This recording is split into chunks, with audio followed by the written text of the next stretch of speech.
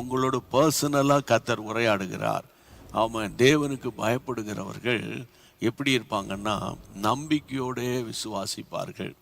விசுவாசிவதற்கு ஏதுவில்லை. நீ அநேகருக்கு நீ தகப்பனாய் இருப்பாய் என்று கர்த்தர் வாக்குத்தத்தம் உரைக்கும் போது அதை நம்புவதற்கு ஏற்ற வண்ணமாய் அவனுடைய சூழ்நிலை இல்லை, அவனுடைய சரீரம் இல்லை. 99 வயசாகி போச்சு.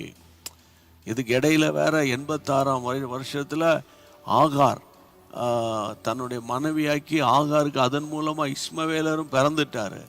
ஆனால் வாக்குத்தத்தத்தின் பிள்ளை இஸ்மவேல் அல்ல என்பதை கர்த்தர் உறுதியாய் சொல்லியிருந்தார். அப்போது வாக்குத்தத்தத்தின் பிள்ளை பிறக்கிறதுக்கு அவனுக்கு கர்த்தருடைய பிள்ளைகளை ஒரு பெரிய விசுவாசம் தேவைப்பட்டது. நம்பிக்கையோட விசுவாசித்தான். கர்த்தருடைய பிள்ளைகளை அவன் தான் தேவனுக்கு பயப்படுகிறவன். செருப்பை கழட்டி போட்டுட்டு கர்த்தருக்கு போவான், ஓகே. தேவனுக்கு பயப்படுகிறவன் உபவாசம் பண்ணி ஜெபம் பண்ணுவான், ஓகே, கரெக்ட் தான்.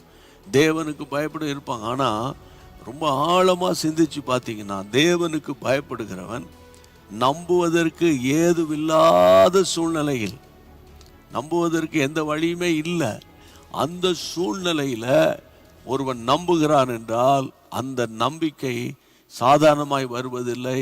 கர்த்தருக்கு பயப்படுகிற பயத்தின் பிரதிபலிப்பாகும்.